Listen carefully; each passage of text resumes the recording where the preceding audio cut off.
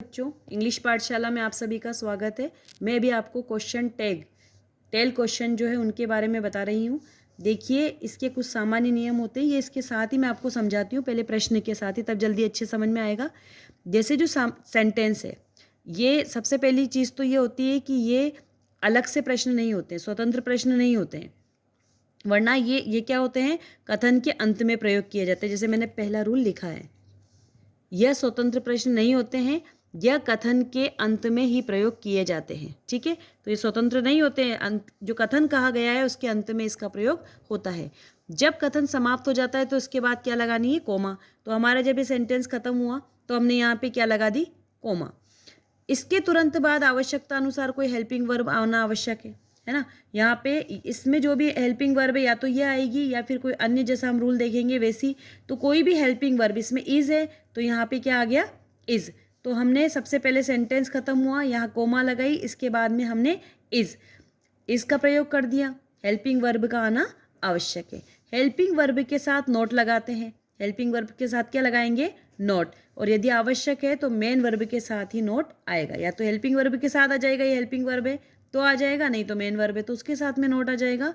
और इसके बाद सब्जेक्ट के प्रोनाउन का कर्ता कारक आएगा, मतलब जो आपका सब्जेक्ट है इसका जो प्रोनाउन है या फिर उसी का जो कर्ता है वही यहाँ पे आएगा, या तो इसका ये सब्जेक्ट है इसका प्रोनाउन के रूप में आएगा।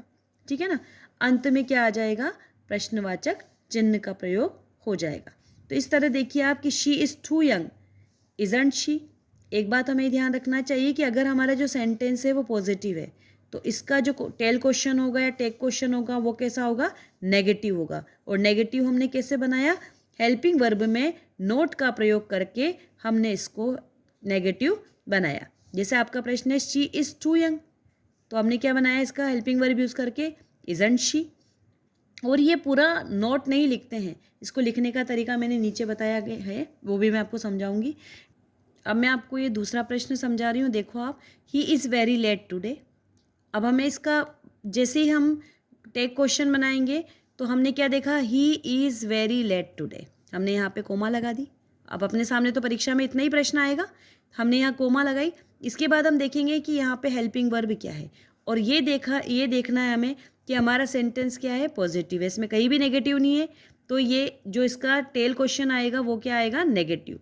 ये पॉजिटिव है तो ये नेगेटिव, और अगर यहाँ नेगेटिव है तो ये इसके अपोजिट पॉजिटिव। ये हमेशा ध्यान रखना है, ये पॉजिटिव तो टेल क्वेश्चन नेगेटिव, और अगर ये हमारा सेंटेंस नेगेटिव है तो टेल क्वेश्चन कैसा होगा, पॉजिटिव होगा। तो he is very late today, हमने हेल्पिंग वर्ब ले ली। Isn't he. Sita went to Jaipur. अब यहाँ पे वर्ब की सेकंड फॉर्म दे रखी, पास्ट टेंस है, तो हम क्या लगा देंगे, डिड। तो Sita went to Jaipur, didn't she. Sita का क्या लगा दिया हमने, प्रोनाउन, जैसा मैंने आपको यहाँ पे बताया था, प्रोनाउन का कर्ता कारक। ठीक है। Ramesh is not a student. अब इसमें से हेल्पिंग वर्ब ले ली, और इज ही, रमेश का क्या ले लिया हमने यहाँ से, प्रोनाउन ही। बस, क्योंकि आप देखिए ये मैंने बताया था आपको, जैसे कि ये हमारा क्या है, पहले से नोट लगा हुआ है, मतलब नेगेटिव है, और हमने इसका जो टेक क्वेश्चन बनाया है वो क्या बनाया है, पॉजिटिव है। तो आप दोनों चीज़ों को देख सकते हो कि अगर ये पॉजिटिव है तो ये नेगेटिव रहेगा टेक क्वेश्चन, और अगर हमारा सेंटेंस ही नेगेटिव है तो हमारा टेक क्वेश्चन कैसा रहेगा, पॉजिटिव होगा। अब आप देखिए कि नोट पूरा नहीं लिखते हैं इसमें, है ना, नोट पूरा नहीं लिखेंगे। जैसे इज नॉट है तो इजंट, इज लिख देंगे, एन लिख देंगे, और ओ नहीं लिखेंगे, कोमा लगा के, और फिर क्या लिख दिया, टी, इजंट। डू नॉट है तो डोंट। एम नॉट है तो इसका भी ध्यान रखना है, ये बनेगा आपका आरंट। डिड नॉट है तो डिडंट। इस तरह से आपके क्वेश्चन टेक, जो बच्चे मुझसे पूछ रहे थे कि मैम क्वेश्चन टेक भी समझा देना, तो आप एक बार और देख लीजिए इसको कि क्वेश्चन टेक में जो क्वेश्चन टेक होता है वो स्वतंत्र प्रश्न नहीं होता है, ये पीछे पूछ की तरह लगे होते हैं, इसलिए इनको टेल क्वेश्चन भी कहते हैं। जब कथन हमारा समाप्त हो जाता है तो हमें कोमा लगा देनी चाहिए, कोमा के बाद जो हेल्पिंग वर्ब है वो लगा देनी चाहिए।